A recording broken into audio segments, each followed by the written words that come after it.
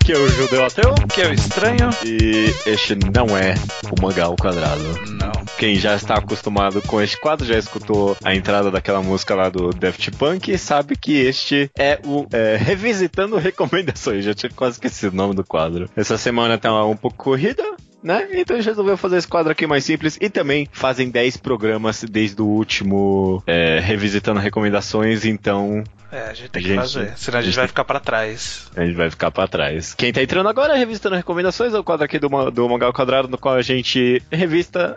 Nossa, não consigo nem falar mais essa palavra agora. Né? Revisita recomendações. A gente visita elas de novo. A gente tem mais de 5 anos de podcast. Nesses tantos anos a gente fez mais de 200 recomendações, né? Então, algumas são bem antigas. A gente gosta de dar um olhar novo nelas, ver o que a gente acha delas hoje em dia, se são recomendações válidas, e lembrar os leitores de que elas existem, né? Sim, às vezes elas caíram no limbo, tantas recomendações, tantas imagenzinhas lá na página de recomendações do site. Então, aí as pessoas não sabem o que olhar, o que procurar. Ouve isso daqui e é tipo um resumão. Além de atualizar, também é um resumão das recomendações. Acho válido. Vamos lá então, eu vou começar aqui com a recomendação número 41. Intenção autoral era o programa. O programa de intenção autoral, e o mangá recomendado foi o Bradley Nobasha. Bradley Nobasha é o mangá do...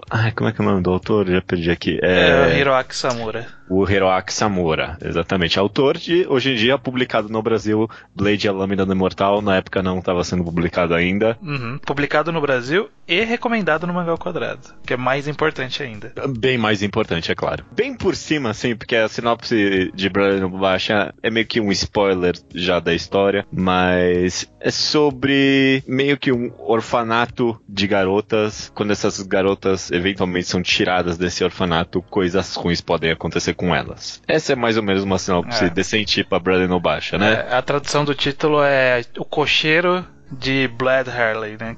Blad Harley é tipo um lord, e aí ele adota garotas todo ano de vários orfanatos, e aí vai o cocheiro passando nos orfanatos pegando as garotas pra, em teoria, treinar elas pra ser cantora de ópera. Sim. No primeiro capítulo já, um pequeno spoiler, mas a gente descobre que... Não. Que não, exatamente. Elas não são levadas pra ser cantoras de óperas. Algo muito terrível, muito violento, muito gráfico, de dar nojo mesmo, acontece com uma das garotas no primeiro capítulo. É um mangá extremamente gráfico. Eu já vi gente chamando esse autor de misógino. Ele gosta de ver mulheres sendo estupradas e apanhando nos mangás dele. Eu não sei o quanto eu discordo ou concordo disso, mas já vi essa afirmação voando por aí. Mas de qualquer jeito eu acho o mangá interessantíssimo, cara. Não é uma fácil leitura, com certeza. Não é uma leitura fácil. Ela é, na verdade, ela é até meio revoltante. Ela incomoda mesmo. Você não vai querer olhar para algumas imagens, mas é uma forma de arte também, né? Nem todos os sentimentos que a gente pode esperar são positivos sempre, né? E é propositalmente assim. É Sim. Propositalmente difícil de ler, é propositalmente enjoativa, é propositalmente escrota até talvez, mas é uma obra de arte muito válida, cara. Isso sem dúvida alguma. Sim, eu acho que é uma boa leitura. É um volume só, uma leitura fácil. Rápida e bem conclusiva. Realmente, tipo, tem estômago pra isso, não é pra qualquer um. Trigger warning de tudo que é possível. Desde estupro, pedofilia, porra, é tudo de ruim tem nesse mangá. Mas eu ainda assim reforço, acho que vale muito a pena, sim. O programa seguinte, 42, foi Entrando no Mundo dos Mangás. Eu nem lembrava que a gente tinha feito esse programa. Nossa, sobre o que foi isso? É sobre apresentar o mangá para as pessoas, tipo, as dificuldades para novos leitores. Parece um programa interessante. Eu vou reouvir um dia desses. Uma boa ideia para tema. Pois é. Nesse programa foi recomendado o clássico do Mangá ao Quadrado, Necromancer. Cara, classicíssimo Necromancer. Sobre o que é estranho? O Necromancer, ele virou um clássico, tipo... Bom, por motivo nenhum. Por motivo nenhum. O Necromancer, ele conta a história de que num mundo fictício aí do passado, numa Europa meio do passado, existia uma rua em que dizia os boatos que tinha um necromante lá, em que você levava os restos mortais de alguma pessoa amada e ele podia reviver essa pessoa em troca de alguns anos da sua vida. Mas tinha um twist. algum sentimento da pessoa que é revivida era exacerbado. E isso causava os conflitos Problemas dos capítulos, né?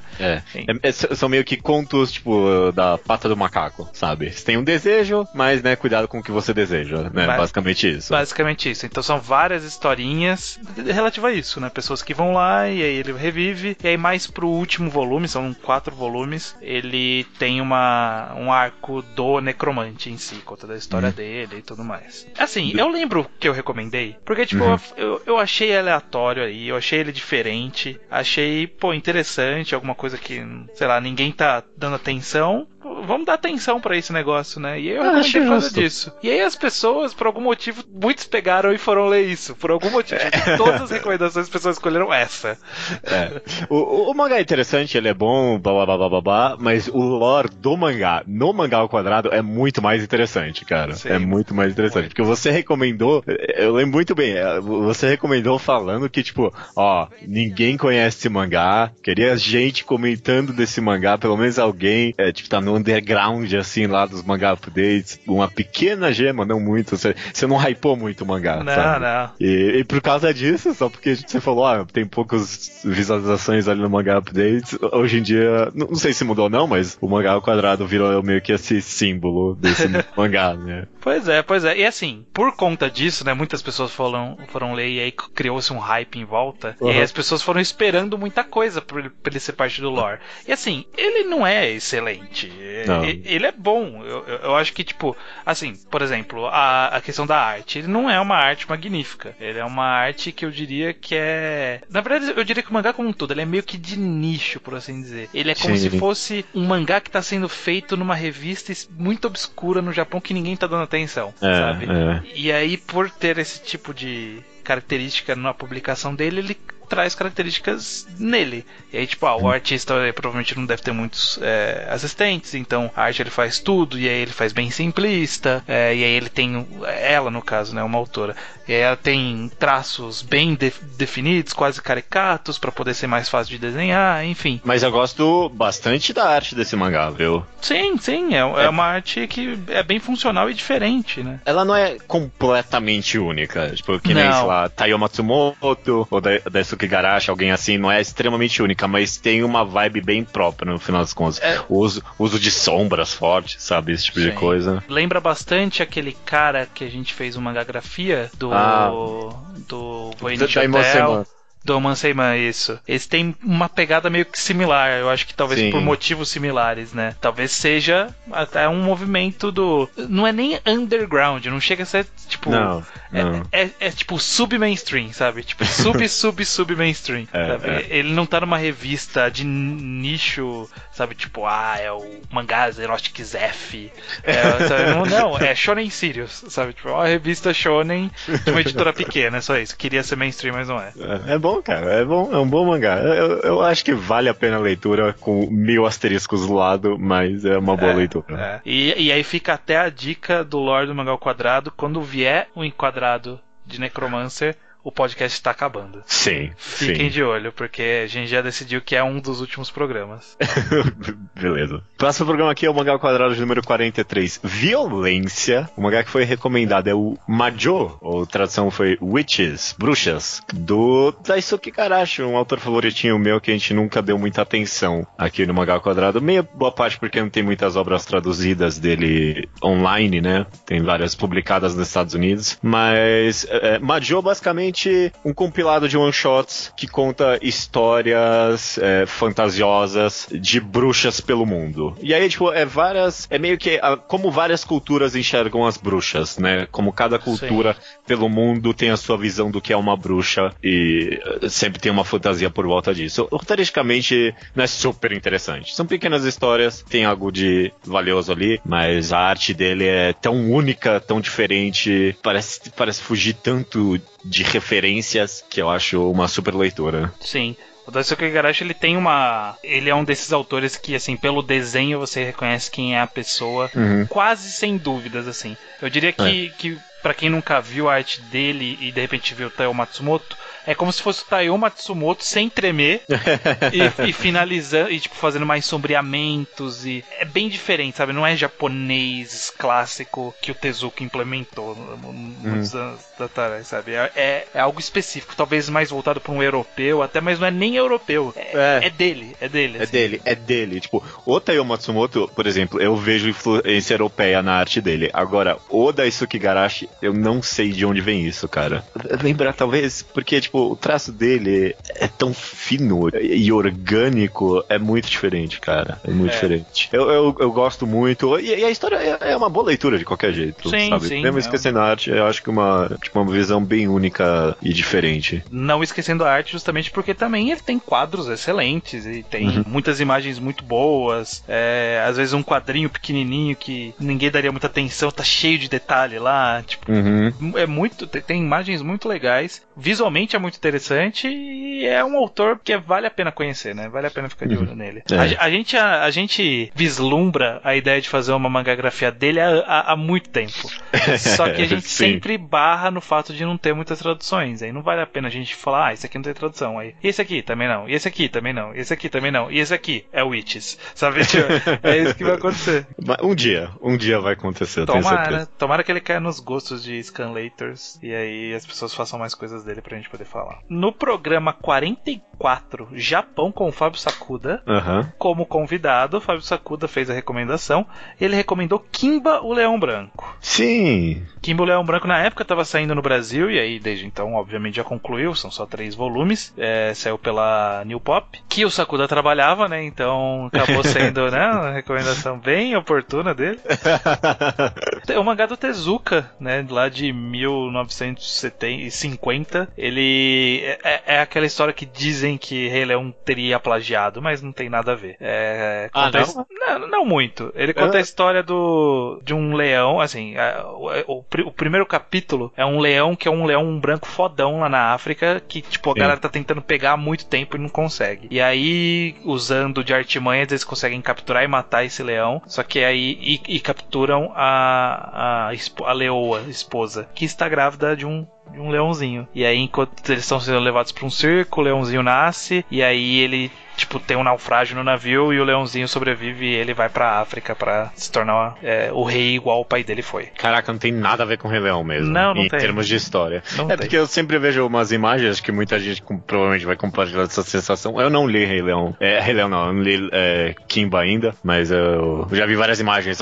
Rei Leão, Kimba, como copiaram tudo. Talvez só um pouco visualmente mesmo. Talvez um pouquinho, né? Essa ideia de um leãozinho que perdeu os pais e tem que se virar pra conseguir a glória de volta. Mas tem humanos pelo jeito nessa história. Tem alguns. Tem os que matam o pai, inclusive. Sim.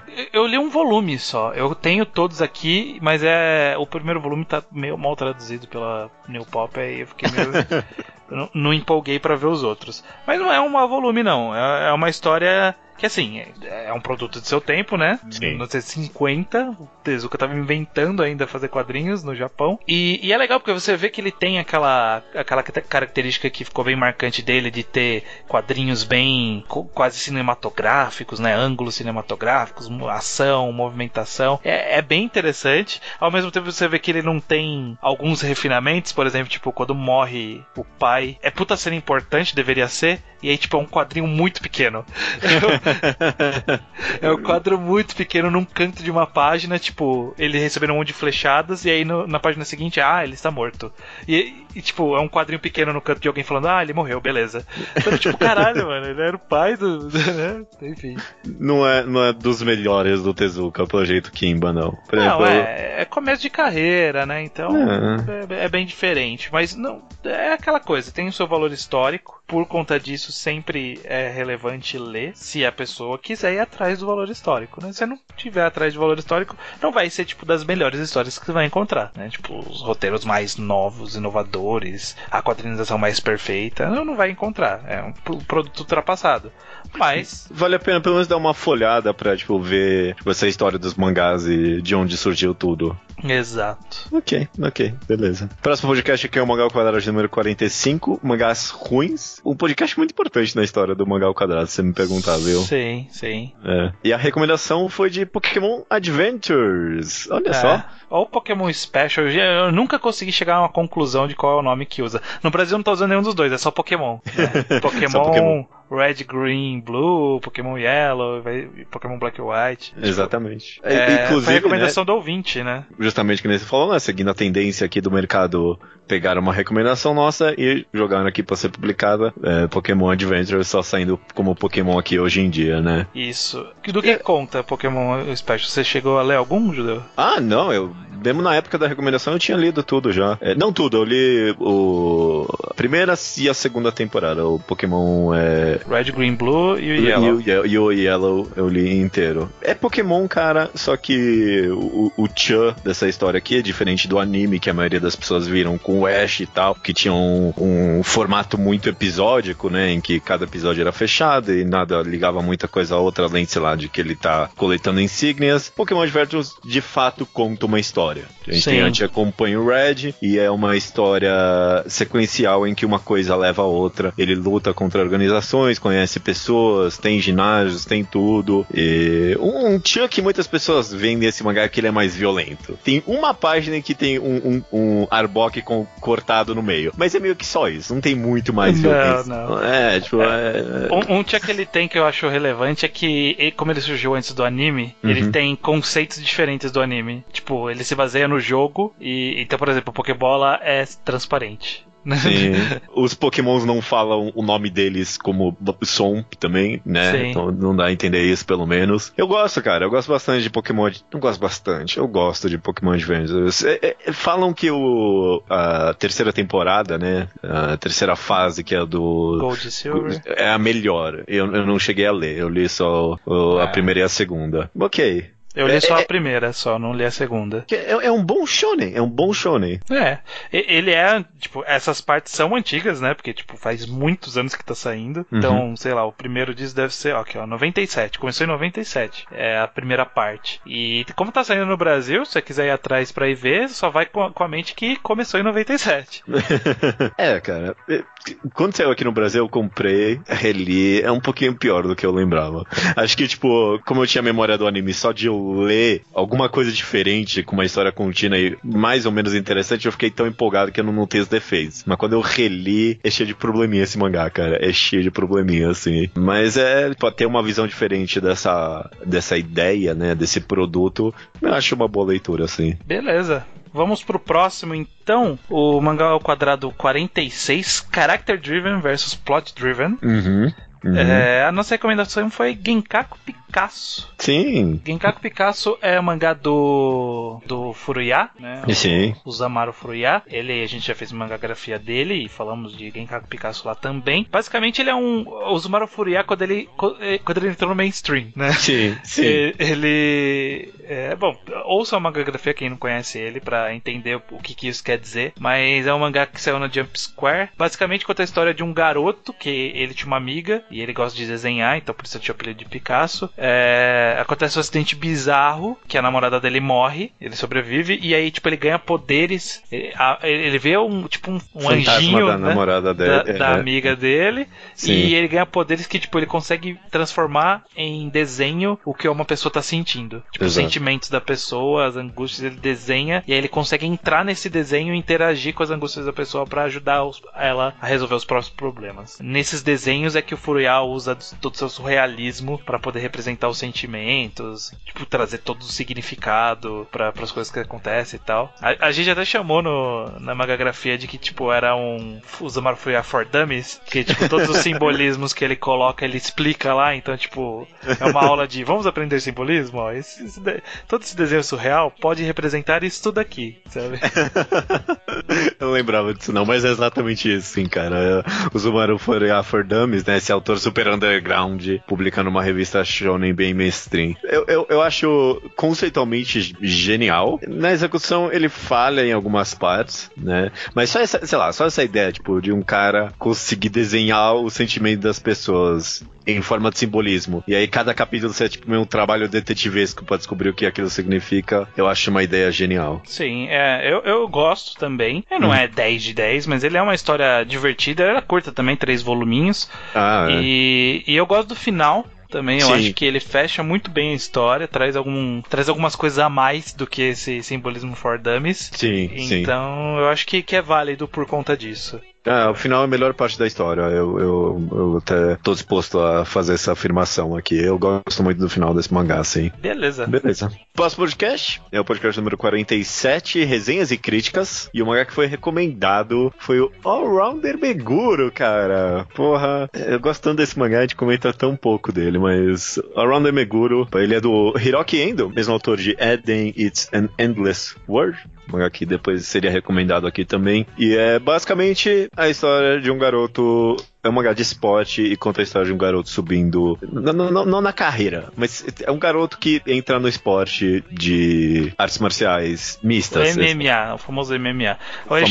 No Japão chamam de Shoto. Parece que é algo bem parecido. Tipo, é quase a mesma coisa. Eu não sei a diferença, mas é quase a mesma coisa. É um mangá de esporte de MMA. Basicamente isso. Não tem muitas pretensões. Eventualmente, tipo, muito lá na frente, ele começa, tipo, a dar um super background pra alguns personagens, mas demora muito. É um mangá de esporte, cara. É um mangá de esporte e assim, o que eu acho bem interessante é que boa parte de por exemplo, MMA, um esporte como tipo, os caras passam meses pra ter uma luta. Os torneios não são muito longos, as lutas não são longas, e aí, tipo, o mangá retrata isso exatamente, sabe? Tipo, é muito tempo deles treinando, e aí, tipo, vai pra um campeonatinho.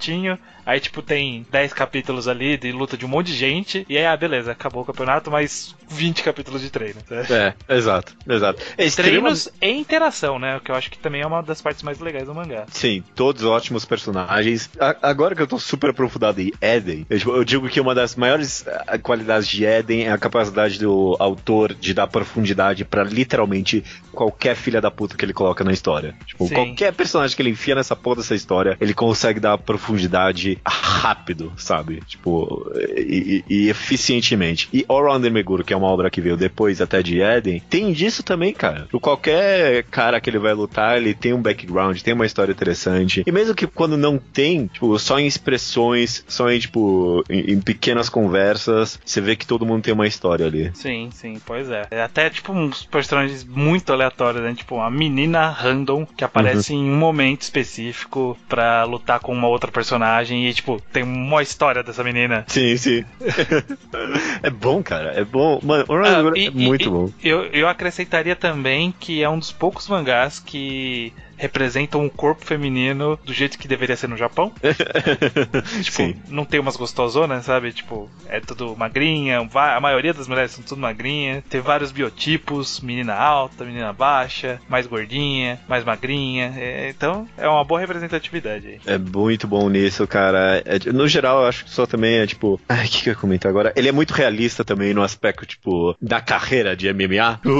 Ninguém dá uma foda, sabe? Esse campeonato é tipo, só o pessoal que se conhece meio que mais ou menos, tipo, não tem quase ninguém assistindo, né? Quem tá assistindo é quem tá lutando e mais algumas pessoas, talvez. É muito interessante, cara. É muito realista as lutas em si, sabe? Tipo, as transições, o cara tem uma preocupação em mostrar como um golpe encaixou, como que envolve a movimentação, e aí, tipo, tem a participação das pessoas de fora, porque toda luta tem, tipo, o cara te fala, ó, cuidado, hein, o cara vai te agarrar agora, e aí, tipo, tem isso mesmo também. Cara, o Brown é um bom mangá. Quando terminar a gente comenta ele, mas acho que vai demorar. Tá completo, 19 volumes, mas scans... fechou? Eu acabei de ver aqui agora também, mas os scans demoram muito com esse mangá. Não, tá no 12, 13, começou o 13 agora, né? Agora, alguns dias atrás, mas vamos ver, né? A gente tá sempre esperando que os scans peguem pra valer, mas nunca pegam. Não. O Mangá ao Quadrado 48, mangás de esporte, né? né? Sim. Que a gente falou sobre mangás de esporte de forma geral. Houve a recomendação de Don't Tem Prism Solar Car, que é um mangá de esporte também. Sim. Ele é um mangá desenhado pelo Yusuke Murata, que é o cara que desenha o One Punch Man, desenhou o Ice Shield 21. É escrito por um cara aleatório, que saiu na Jump Square também. Basicamente, ele é um mangá curtinho, 2 voluminhos só. Ele conta a história de um garoto que perdeu os pais num acidente de carro. Perdeu o pai, né, num acidente de carro. E aí, tipo, ele nunca mais quis saber de carro. E aí ele trabalhava com o tio numa fábrica e morava numa garagem do tio. E aí um dia o tio empresta essa garagem pro clube da faculdade ali próxima fazer manutenção num carro solar. Que aí, tipo, eles vão participar de um campeonato de carros solares feito por universidades. E aí eles vão lá dar manutenção e o cara não gosta de carro. E aí vai ter todo o desenvolvimento dele aprender a lidar com o carro, com esses personagens, querer ajudar ou não nessa galera e fazer um carro solar, corrida de carro solar. É absurdo. Que é uma coisa muito sem graça, existe, tipo, a corrida em si é sem graça, porque assim, na verdade, o mangá todo é quase todo preparando pra corrida que vai ter, sabe? Porque, tipo, no começo do mangá já fala, tipo, ó, a gente tem que se preparar porque é uma corrida no ano, sabe? Tipo, é isso que tem. Esse é o campeonato inteiro.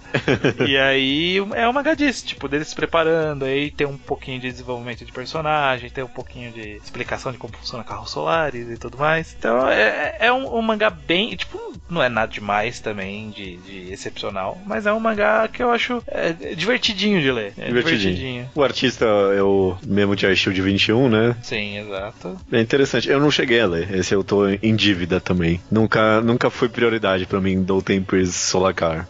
Não costuma ser de ninguém. Eu não vou culpar ninguém por isso. Mas se tiver aí um tempinho livre, pode ler tranquilo, porque mal não vai fazer. Talvez você até goste desse mangá. Beleza.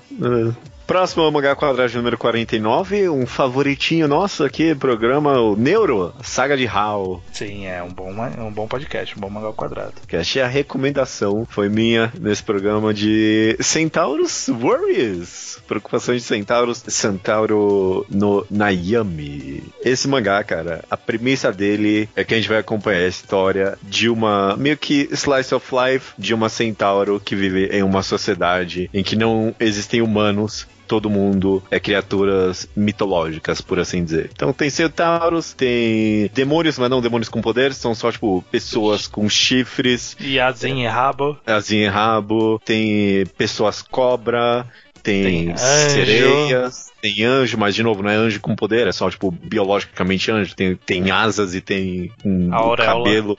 O cabelo forma uma auréola. É meio que um mangá slice of life, com essa premissa talvez um pouco estúpida, porque a arte é meio moe, então você vê a imagem desse mangá, você acha moificação do centauro, né? Eu não culpo ninguém que não tenha lido esse mangá, não teve muitos retornos dele, dessa recomendação, mas eu gosto muito de Centauros Norris, principalmente porque eu acho que é um ótimo world building, esse mangá. Ele é muito bom, ele sabe construir um mundo muito rico, sabe? Através de pequenas histórias dessa personagem com as amigas dela.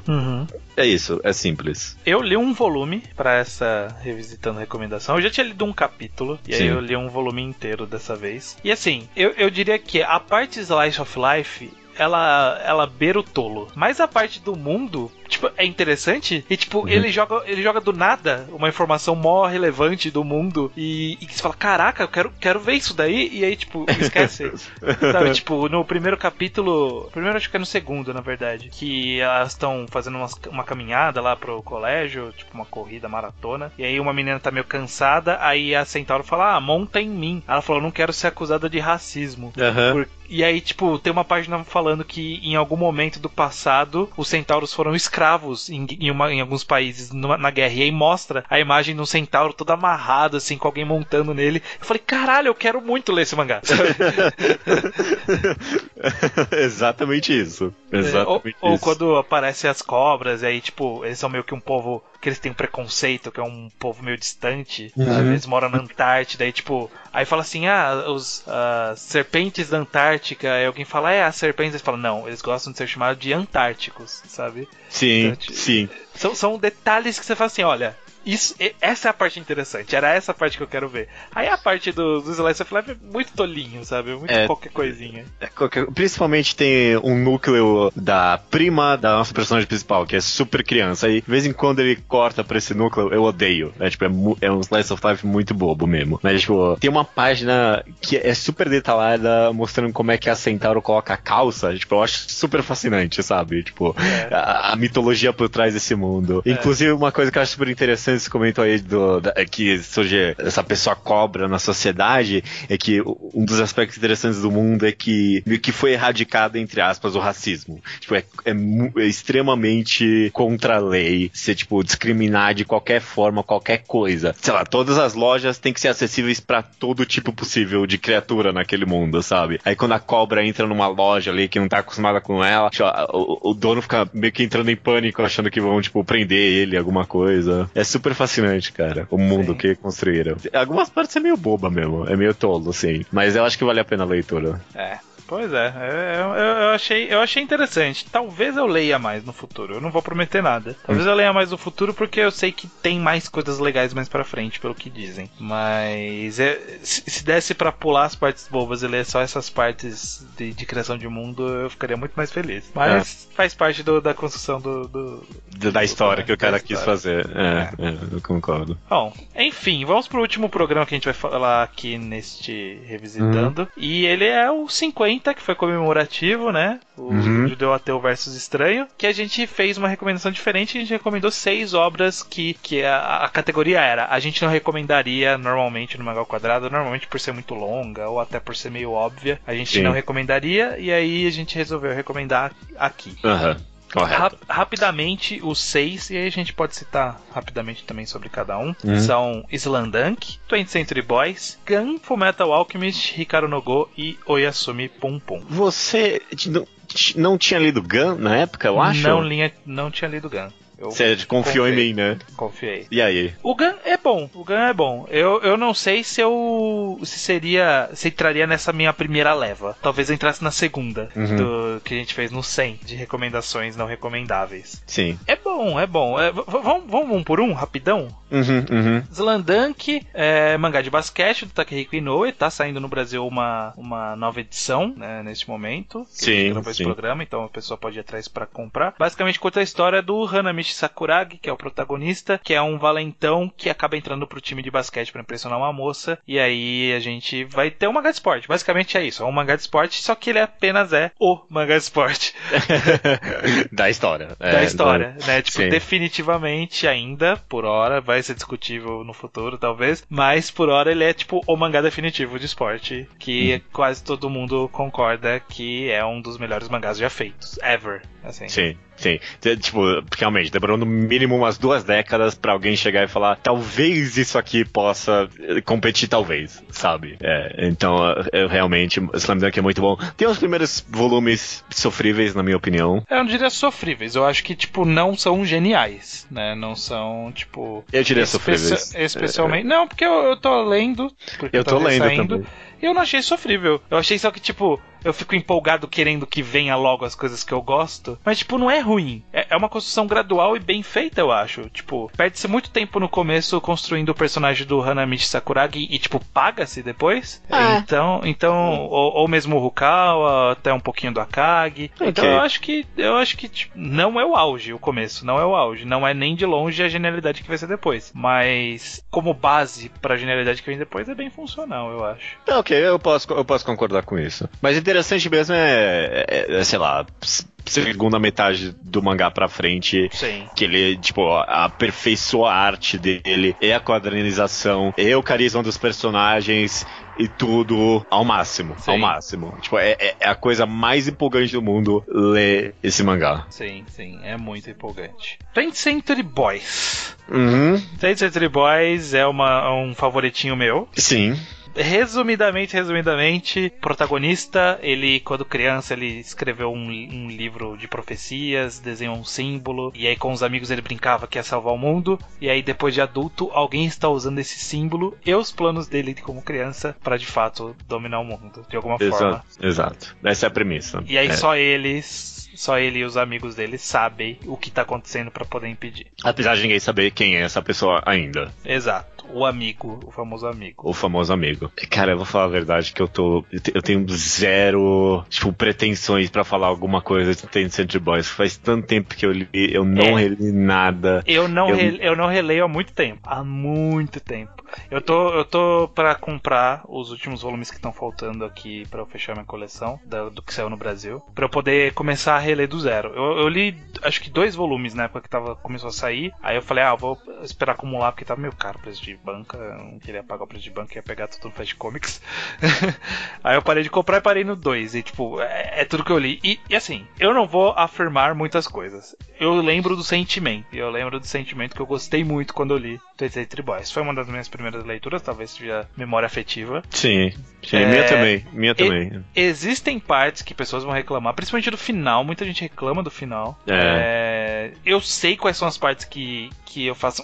Né? Tipo, as partes de ter uma simulação que acontece. Eu não precisava disso. Jogo de cartas com coelho. A menina que joga boliche. Tem coisas ali que são gordurinhas. E acaba sendo meio que uma característica do Urasawa, que é o mangaka. Tipo, quase tudo dele tem um pouco mais de gordura do que precisava. Sim, sem dúvida. Então eu aceito como uma característica dele e eu acho que não estraga a obra. Eu realmente, cara, eu acho que a gente podia até prometer um enquadrado de Ten Century Boys pra 2017. Se a gente sair com alguma promessa desse podcast, eu diria que é essa, viu? Talvez. Eu vou jogar isso. Pessoas vão querer de Monster, né? Que a gente nunca recomendou. Então, eu acho que Monster é fácil. Fazer um mangá enquadrado de Ten Century Boys seria difícil. Mas por isso que eu quero fazer.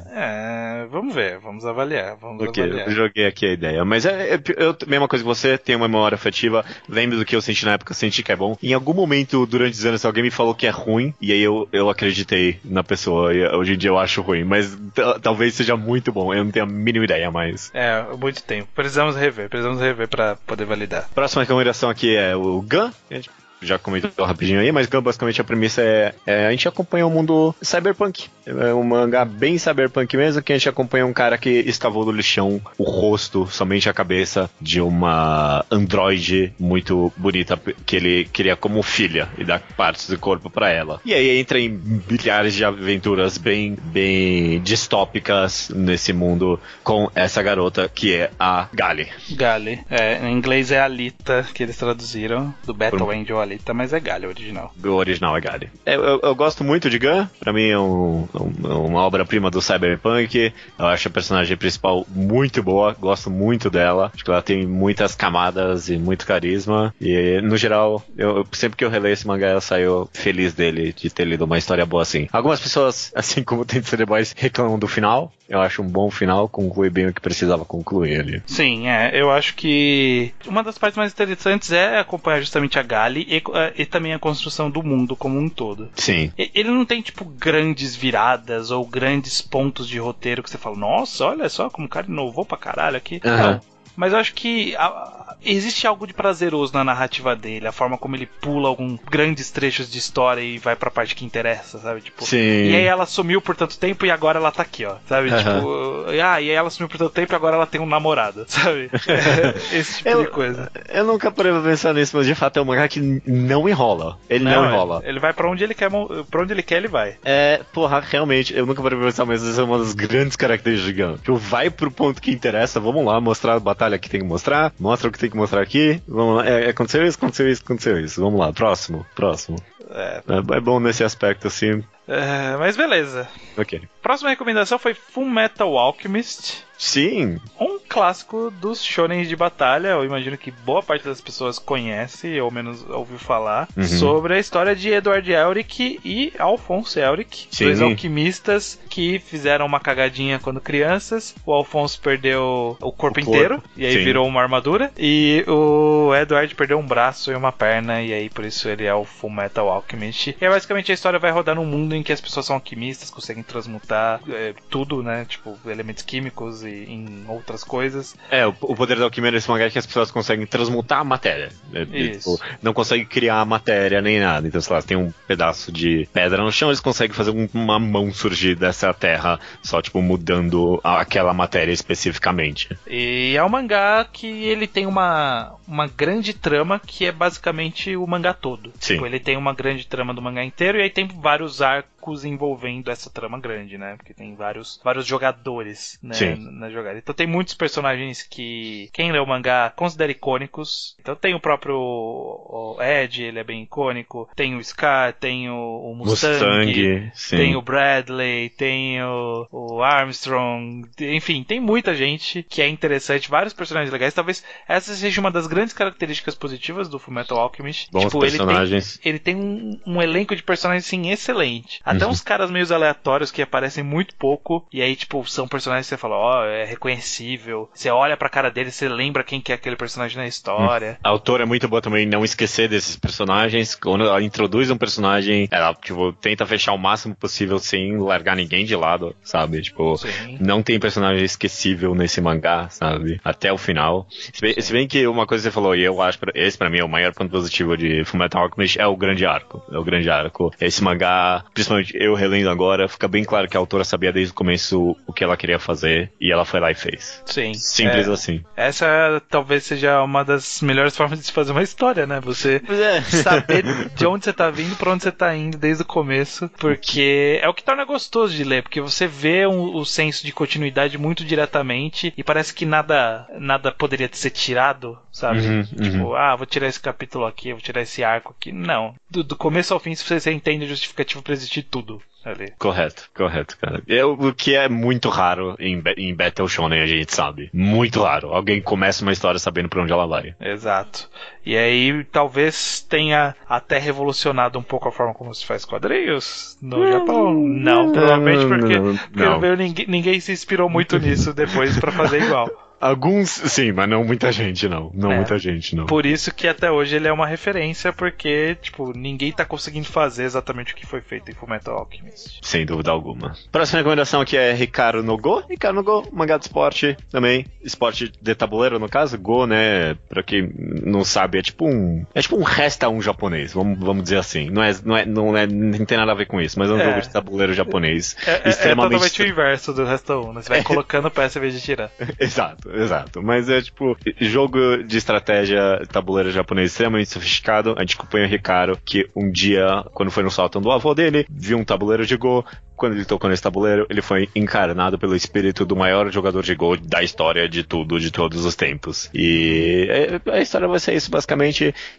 No começo é meio que jornada do herói clássico, tem a rejeição, depois tem a aceitação, e depois tem o crescimento. E a gente vai ver o Hikaru crescendo no Go. E é muito bom, cara. Muito bom. Um dos maiores pontos positivos desse mangá, que eu pelo menos sempre comento, é a arte do Obata, né? Que mais tarde seria o desenhista de Death Note e Platina Age. Eu achei engraçado como você pulou Bakuman e foi pra Platina Age. Sei lá.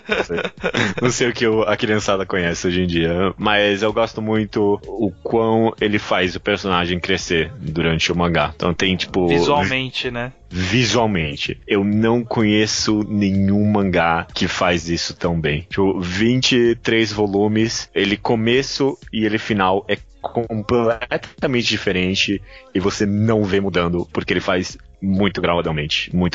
Sim, ele termina um adulto, começou uma criancinha de nada, termina um adulto e tipo, você cresceu junto com ele, porque você nem viu ele crescendo. É que nem, tipo, um parente que você vê muito frequentemente e aí você fala, caraca, mano, tá alto agora, né? É isso que aconteceu.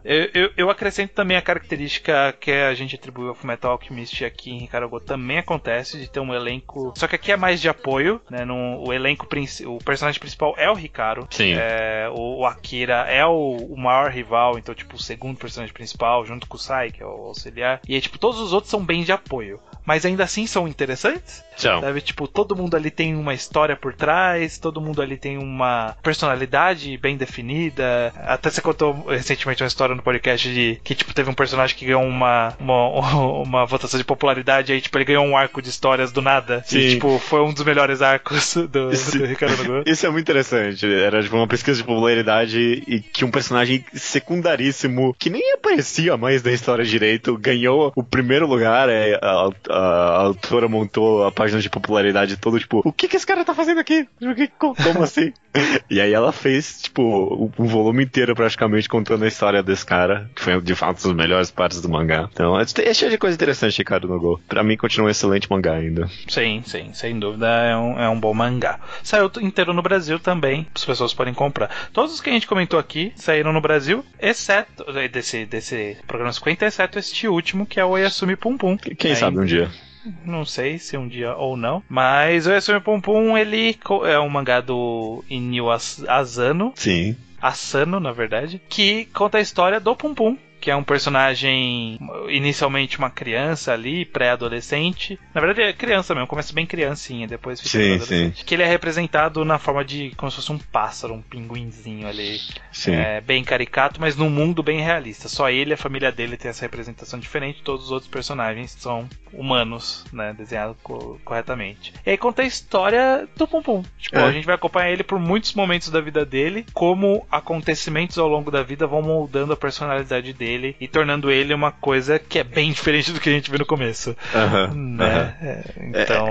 tipo, é um mangá que leva a inocência, da inocência ao, tipo, por assim dizer, grotesco e faz sentido. Ao longo de muitos anos e faz sentido. E faz sentido. O personagem do começo do mangá e do final é completamente diferente. Não tinha como transformar de um pro outro e o cara conseguiu. Então, parabéns pra ele. Sim. A gente entende todas as decisões, a gente entende todas as passagens. É uma história bem ousada, talvez, narrativamente, porque o autor ele toma algumas decisões no meio que você fala, por que será que ele está seguindo por esse caminho? Ele é bastante introspectivo, mais do que, tipo, a ação é menos importante do que o sentimento. Sim. Embora a ação também seja importante. Ele é sem dúvida um Wars Concours aqui do mangá ao quadrado. Sem dúvida. A gente fez o mangá em quadrado dele, inclusive, e é um dos melhores mangás ao quadrado ever. Sim, eu concordo com tudo que você falou até agora, cara. Porque a gente falou ponta a ponta do mangá, a gente fez passagem de tempo igual o mangá fez. E o mangá, tipo, é muito bom. É só muito bom, cara. É muito bom. É tão bom assim, cara. Todo mundo recomenda Oyasumi Pum Pum, porque vale a pena a leitura, cara. Eu acho que é uma visão tão diferente e honesta sobre, tipo, a essência humana. Sim. Tipo, sobre o que é viver, sobre o que é ser uma pessoa. Ele olha no fundo da alma do leitor, procurando o que tem de mais podre, trazer pra cima, fazer você encarar o que você tem de pior. Eu acho uma obra-prima, cara. Uma obra-prima. É um mangá realmente excelente. E é um bom mangá pra gente encerrar esse Revisitando Recomendações. Olha só. Maravilha, cara. Maravilha. Encerramos aqui, então, Revisitando Recomendações. E o próximo, eu finalmente vou ler Gisele Allen. Você tá olhando adiante desse próximo faz muito tempo, né? Porra, cara. Você tá querendo ler Gisele Allen pra esse podcast há muito tempo. E, tipo, nunca é a vez de Gisele Allen. Ah, cara, daqui a uns meses aí, finalmente vou ter uma opinião sobre Gisele Allen. Nossa, o próximo eu tô ferrado. Tem 4 mangás que eu não li. Jabberwock, aposto. Jabberwock, Aria, o Immortal Rain e Prison School. Eu não li esse Sakura... Como é? Sakura Tetsu. Sakura Tetsu eu não li. Eu não li Gisele Allen. Sakura Tetsu é muito bom. E eu não li esse Immortal Rain também, que toda vez que eu vejo ele nas recomendações, eu falo, porra, eu acho que esse mangá é bom. E eu nunca leio. Pois é. Eu nunca leio, e quem sabe? Quem sabe. Mas até semana que vem, e aí, então... Beleza, até semana que vem.